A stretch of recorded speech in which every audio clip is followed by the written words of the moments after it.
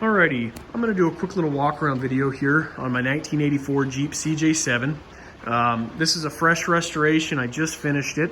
Whenever I finish any of my restorations, I always like to make a walk around video, kind of go over the build process and restoration process, point out some of the parts and features, and it helps me put it in a little bit different light than just photos online. If you're a buyer online, it's tough to make a decision just off photos, even though I take a lot of photos. So I always like to walk around the Jeep and kind of go over the build process. So I only do Jeep CJ7s. These are all I build. I could tell you every single nut, bolt, and part on them. Started out with an extremely clean, rust-free Jeep, completely sandblasted, taken down to the metal. Chassis was sandblasted, completely frame off, not a piece or part on it when it goes to the blasters. Once it's back from blasters, I build the entire Jeep up as basically a brand new build. The paint finish I put on it is this tinted Raptor liner finish. It's a beautiful kind of tan, sand, deserty color. It's actually a variation of Cummins beige. It's my favorite color on these Jeeps. Looks great, and actually it's kind of a couple different colors in the light, and in the shade it's more of a dark brown, and kind of changes colors a little bit, and you can see that in the photos. The benefit of this finish, and this is all I'll do on Jeeps anymore, is that it's flexible, it's easy to touch up. So if you were to get a scratch, I include touch-up paint with all my builds. You can literally take your hand and touch it up and it will blend right in. They don't crack. Like I said, they're scratch resistant. There's just a lot of reasons to go with this finish on a Jeep in particular. Base coat, clear coat finishes on CJ7s will crack at the seams. So when I do my builds, I re-seam seal every joint on the Jeeps. Up on the windshield here where they have that pinch weld. Over here, all of the Jeeps are pinch welded together and seam sealed. I re-seam seal everything. Well, what happens when you do a base coat, clear coat is they crack at those seams. So you'll get people that'll buy really high-end Jeeps, they'll spend a lot of money. Well, within 3 to 4 years, you're gonna have hairline fractures at all those seams. Jeep bodies flex. They were meant to flex, or they were designed, I guess, without preventing flex.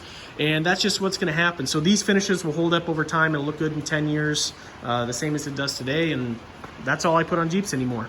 It also provides a really rust-proof coating on the underside. So a lot of protection from the underside, rocks, debris. You're not chipping off paint and rusting your body. So really a superior finish from my point of view. Full restoration. I don't miss one nut, bolt, or piece on this. As you'll see, it's filled with stainless hardware everywhere. Grade 8 bolts. Here's the hard doors on it. Let's go around the outside a little bit. We have polished aluminum wheels, Falken Wild Peak AT3W tires. These are some of the best tires you can buy, in my opinion. I even put them on all my own personal rigs. Reason for it is because they get excellent traction in snow, mud, dirt, anything you can throw at them, but they're pretty darn quiet on the road. So you're not getting that tire humming, that loud noise when you're going down the road, but you get excellent traction at the beach and the sand. They're great tires. We have a custom bumper up front, LED lights, a Smitty-built XRC winch in the front. Really easy to use these winches. I like them because anyone can use them. They're just a remote control you plug in the side. You have HID headlights. I change out the hood latches. So factory hood latches, they tend to stay up. People will unlatch them. These come in here and they snap like that. Factory hood latches stay up, and what'll happen is people will close their hoods on the latches and they'll scratch up the side of the hood. So I switched over to these latches, and I like them a lot. They stay out of the way, that way you're not closing your hood on them. The doors. So these doors I completely restore. Just restoring the doors on a CJ7 properly is a task in of itself. As you'll see, every single seal on the Jeep is replaced. You have channel seals all the way through the door here. You have your outside wiper seal here. You have your fuzzy on the inside of the glass there. Your outside seal here. Your weather stripping. The door panels are new. I go into the regulators, re-grease them if they've been tweaked. Sometimes people don't maintain them and they get tweaked a little bit because they crank on the windows. The doors are a massive undertaking. So I go through the doors. The only thing I don't replace is the vent window seals, and there's a reason for that. They don't make good aftermarket ones. So other than that, the doors are essentially brand new. They close how they should. Takes a lot of time to get that. And those are some of the details you'll see on a higher end build like this, but you're not going to see on a lower quality build. Fender flares, textured finished, roll bar textured finish, quick disconnect, fire extinguisher, swing out tire carrier, cage tail lights. Like these tire carriers, they have a really nice latch here. Pick it up, pull it out. Color matched hijack lift, so if you do get a flat tire, you actually have a way to lift your vehicle. You're not going to lift this with a conventional jack, so I always include a hijack lift with disconnects right there so you can take it off your roll bar. Full size spare, all stainless bolts on the outside. That adds up. I probably have $1,500 just on stainless and grade 8 bolts. Grade 8 onto the underside for the suspension and chassis. I try to use all stainless bolts on the exterior. Stainless on your hood hinges. They don't rust. They're the way to go on high-end build. You have your powder-coated rock guards here. Again, more stainless bolts on your rock guards. And they're nice because they are rock guards, but they double as a step to get into the Jeep. You have a hitch carrier back here, so a 2-inch hitch if you wanted to tow it around a little utility trailer. Let's go over the inside a little bit. So, used to use best top seats a long time ago. I switched over to using these really nice Corbeau seats. These Corbeau seats are the most comfortable Jeep seats you can buy. If you're watching this video and let's say you own a Jeep and you're not interested in this and you're building your own, buy these seats. Just my recommendation. I have not been in a more comfortable Jeep seat. They're a little bit wider. The seat angle is a little more down. The best top seats tend to sit more up, and a lot of people can't reach the pedals or for whatever else. Love these Corbeaus. A little more expensive, but definitely worth it. Matching tuck and fold rear seat in the back. So this tucks down and the seat folds up. So if you wanted a full storage area in the back, you could. Speakers back here with built-in cup holders. So you have rear speakers, 6x9s, 3-way speakers with cup holders in the back. Locking center console. I usually put the winch controller, a couple other accessories in there, but it does have a lock in it, at least to keep your items safe. Reproduction steering wheel's brand new, horns all brand new, columns rebuilt. You can see the quality as I pull up the mats here, if I can. So it's a little bit dirty for me putting test mouths in here. The entire Jeep, and you can see it in the photos. I try to include a lot of restoration photos. Everything is covered. Underneath here is just as clean as the rest of the Jeep. The heater box, I even put stainless bolts all throughout the heater box. That gets completely restored. I don't know if my phone's getting it here. New heater core, I always put in my heater boxes as well. Low car shifter, twin sticks on your Dana 300 transfer case. I guess I just talk about the powertrain a little bit before I get into that. Powertrain, we have a 5.3 LS motor. This is not some junkyard motor that was just pulling out. This is a fully gone through and built motor by a local company, fully custom wiring harness, standalone wiring harness. Behind that motor is a 4L60E electronic overdrive transmission. Mated to that is the rebuilt Dana 300 transfer case with upgraded internals, custom drive shafts, double cardan, which is essentially double jointed drive shaft in the rear, one-piece rear axle conversion, 2.5-inch rough country lift with all new poly bushings. But that's the drivetrain. I'll open the hood in a bit. So anyways, on the twin sticks, I used to do a single stick shifter. I switched over to doing twin sticks because I had some of my clients on some builds say, hey, if you're gonna build a Jeep this nice, why not do twin sticks? And basically, once you know how to use them, they're really simple. They act the same way as any other four-wheel drive shifting mechanism. And I figured I'd install them on my builds now because there are some people who would prefer the twin sticks. So these are built out of actually a local company here in Oregon, really nicely made double shifters.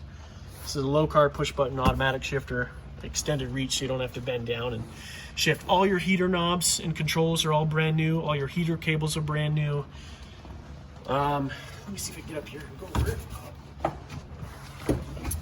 This is a digital stereo. I like the reproduction look of the original stereo, but it's a digital stereo. You can plug your iPod or iPhone into it and play music off of it. These are actually just digital knobs. I change out your factory temp gauge and volt gauge, and I change those out for a modern oil pressure gauge and water temp gauge. So I get rid of your water temp gauge here and move that to a more accurate gauge here. The one thing I don't replace in Jeeps is the speedometer if they work. Couple reasons for that. A, I prefer kind of the originality of it. Gives it kind of a vintage feel that this was the original Speedo that came with the Jeep. The other reason is that I haven't had great luck with a lot of the aftermarket ones, but if you want me to put in a brand new aftermarket speedometer, happy to do so at no extra charge. I just think it's kind of cool to keep the original speedometer in there. You know, it's still an old Jeep. It is a classic car. So it's nearly 40 years old. I think it's kind of cool to keep that in there. We have the stainless grab bar here, brand new dash mat here, wiper motor, wipers are all new. Your visors are all new with hardware. Full-on seat belts are all brand new. These aren't some old seat belt, as you can see. These are all brand new seat belts. Retract really nicely. I might even have to get anything there, of course I did. Let's see what else I can go over. I think that covers it mostly for the interior. You have speakers in the middle, as you can see here. And I think that'll cover it. You have floor mats, front and rear. All your hinges back here are brand new.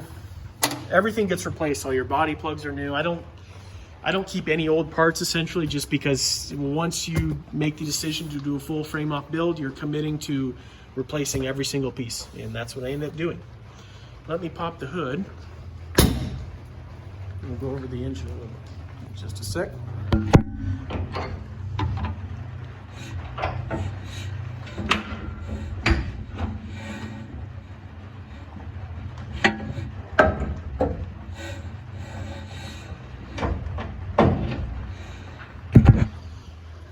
All right, so here's the engine bay. I would consider it a show quality engine bay.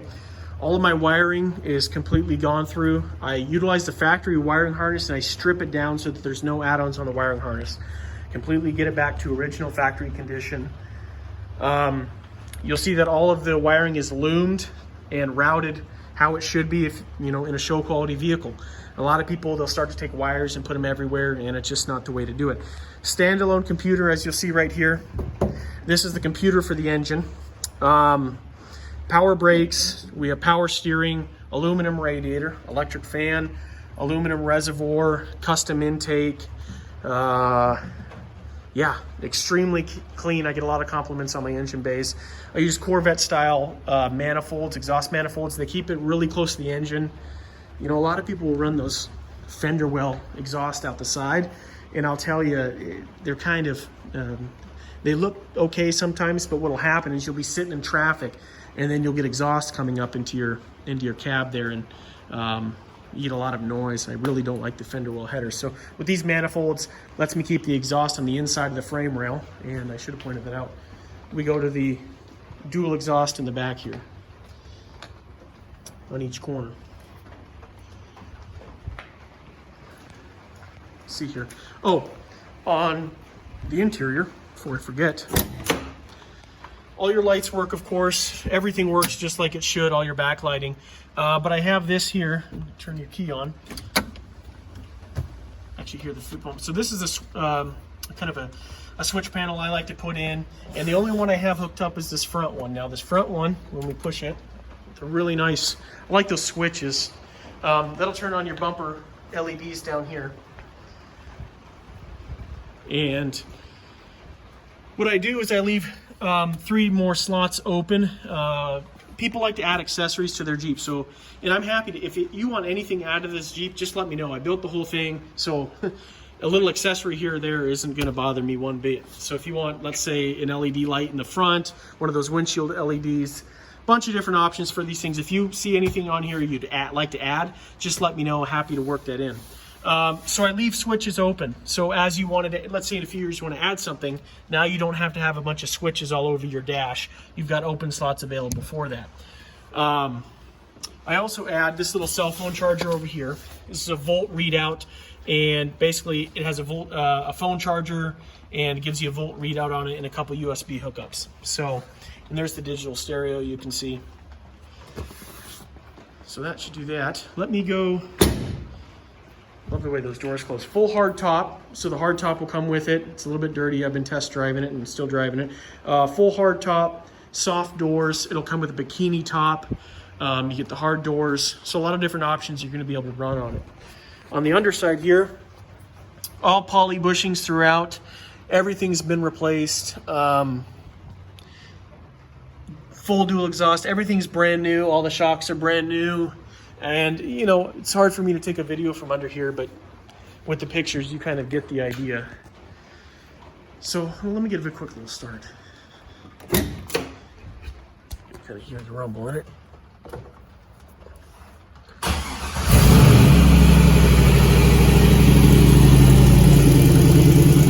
And the nice thing about fuel injection, there's no pumping of the gas. There's no metering, there's no rejetting. This runs just as good at any altitude, any weather conditions. Really love going with the fuel injected motors. I'll give it a quick little rev.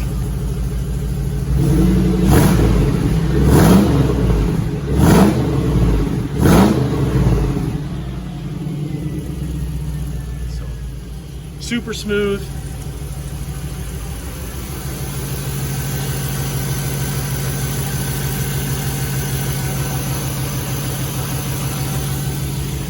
Perfect idle every time. I'm a carbureted guy too, but once I started putting these fuel injected engines in, I was kind of sold. Another thing I'd like to point out, you can have this engine serviced anywhere you want.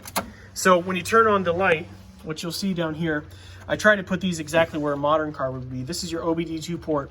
So this yellow light would be your check engine light if a check engine light were to come on. And what happens is when you start it, that light turns off. So if this light were ever to come on while you're running, that would be your check engine light, just like a modern vehicle. And when I turn it off, and then you start the reinitiation process. There we go. So you could take this to a GM dealer. If you ever had a code pop up in the engine, it would be just like a modern vehicle. You can plug in a code reader, grab a code. There shouldn't be any issues, but that's why you get fuel injection, because there's nothing to really worry about. I think I've covered pretty much most of everything. With that being said, what I'll do, let me think here. Let me see if I forgot anything on it. Don't think I did. I'm gonna walk around it really quickly. Again, oh, here's your transmission cooler in the front, polished headlight bezels. Don't think I have missed anything. Again, I try to put as many pictures as I can online. If there's any questions you have, just let me know. So what I'll do is I'll put this for sale online, put a bunch of pictures out of the restoration process, try to take as many photos outside as I can, try to put some different angles on it. But if you have any questions, just let me know. My name's Dave. My number's 503-476-5210. You can send me a text, you can send me a message, you can give me happy to talk over the phone. Any way you want to contact me works just fine for me. And if you have any questions, just let me know. I have some people that, you know, afraid to ask a question. I do not care. It doesn't bother me one bit. As far as I'm concerned, anyone that's interested, there's no stupid questions. So I've had people ask some weird stuff, and it doesn't bother me one bit, because there's some people who don't know anything about vehicles, but they're interested in it, and they, you know, deserve to be educated on that. And you get some folks that like to talk down to people like that, but I'm not that guy. So if you're interested in this, just let me know. If you are on the East Coast, please wait until, let's say, 11 o'clock or noon. I am on the West Coast time. I used to get phone calls at 4 a.m., so I always like to add that in there. I'll put this on eBay. I'm not sure I'm going to do a buy it now or if I'll do an auction. If it is an auction, a lot of times my vehicles will go the length of the auction, but more times than not, it'll end up, I'll have someone call me and we'll work out a price over the phone, and I'll sell it. And I get a lot of people asking me, hey, what happened to the Jeep? And I have to tell them it's sold. So if you are interested, you might be better off giving me a call and seeing if we can work out a deal. I own the Jeep outright, clean title in hand. I arrange all the shipping for you, so I get the Jeep right to your front door. Title gets shipped UPS next day, air signature required to your front door after payment's been made. Really simple process. I'll handle, again, all the shipping for you. It's not anything you need to worry about. So that should cover it. And like I said, 503-476-5210. And my name is Dave. Thanks.